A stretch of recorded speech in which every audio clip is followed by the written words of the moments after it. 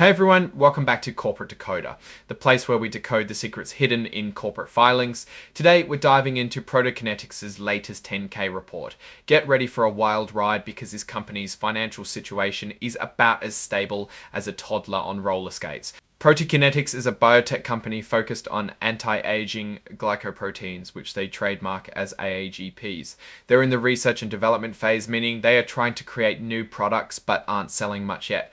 The big question is, can they turn their research into a real business? Let's start with some positive news. The company announced the submission of a research paper about a potential cure for type 1 diabetes to a journal called Transplantation. Publication could mean a lot of good publicity. Now let's look at how much they're spending on research.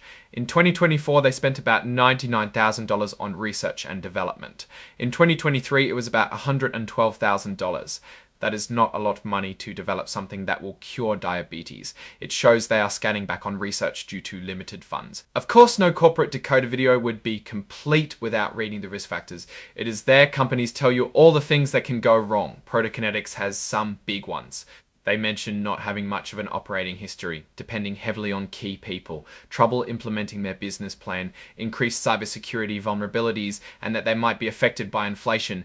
One major risk is that their independent auditors think the company may not be able to continue as a going concern. That means there is substantial doubt about their ability to stay in business. The company's financial reports mention that although inflation has not been a material effect, it has the potential to affect the company by increasing overall cost structure. The company also mentions that cybersecurity risks and cyber incidents may adversely affect the business. Even if the company develops product candidates which obtain regulatory approval, they may never achieve market acceptance or commercial success. Good news, the company has no unresolved staff comments from the SEC. That means the SEC isn't currently questioning them about anything. For trading activity by the company's big guys and gals, officers and directors, there were no Rule 10b5-1 trading arrangements or a non-Rule 10b5-1 trading arrangement entered in Q4. Let's check out how the stock has been doing. For 2024, the stock price ranged from a low of $0.0008 to a high of $0.0235. It's clearly stock with a lot of price fluctuation. ProtoKinetix also makes sure to have an insider trading policy. It keeps company, employees, officers, and other persons from using inside information for their own profits.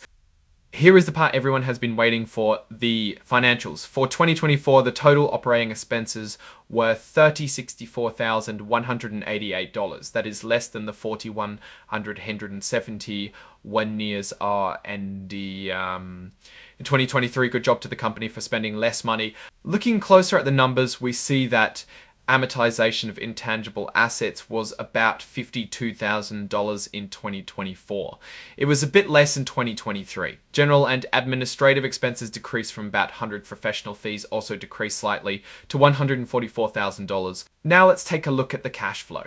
At the end of 2024, ProtoKinetix had negative $4,697 in cash. That's right, they owed more cash than they had. This is not good. They also had a negative working capital of $127, and 690 days are far greater than their short-term assets. The auditors even added a note that the history of losses and inability for the company to make a profit raises substantial doubt about the ability to continue as a going concern. The company does have several accounting policies which govern how they report their financials. For example, all research and development costs are expensed when they occur, and warrants and options are estimated using the Black-Scholes option pricing model. The company needs to record the value of their compensation correctly, and these policies provide a framework for that. The company has a rental deposit worth about $1,000. Not that exciting. In regards to intangible assets, which are things that the company owns but are not tangible, they own patents and patent application rights. During the year, they continued to try to amortize their patents and also purchased additional patent application rights to increase the number of intangible assets. The company also has the option to provide share-based compensation. At the end of 2024, they had about 94 million options outstanding. The company is authorized to issue 500 million shares of common stock. It is not uncommon for a company to have a large amount of authorized stock.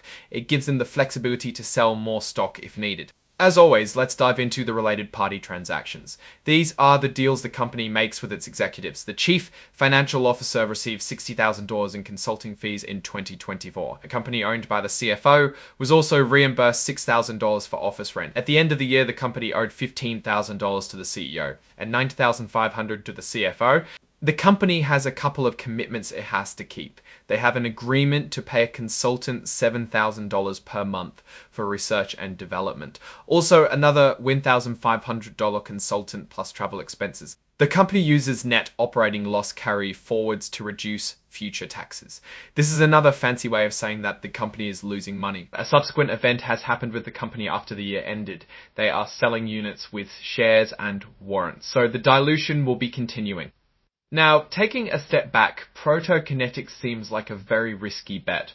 On one hand, they're trying to develop some really interesting technology. On the other hand, they're burning through cash and their auditors are questioning their ability to survive. They are losing money every year. The only way they can get money is by raising from existing shareholders, and dilution continues to happen. Overall, ProtoKinetix has a lot of hurdles to overcome. Investing in ProtoKinetix is not something that I would do at the moment. There are more risks than upsides. Thanks for watching. If you found this helpful, please like, comment, and subscribe for more corporate deep dives.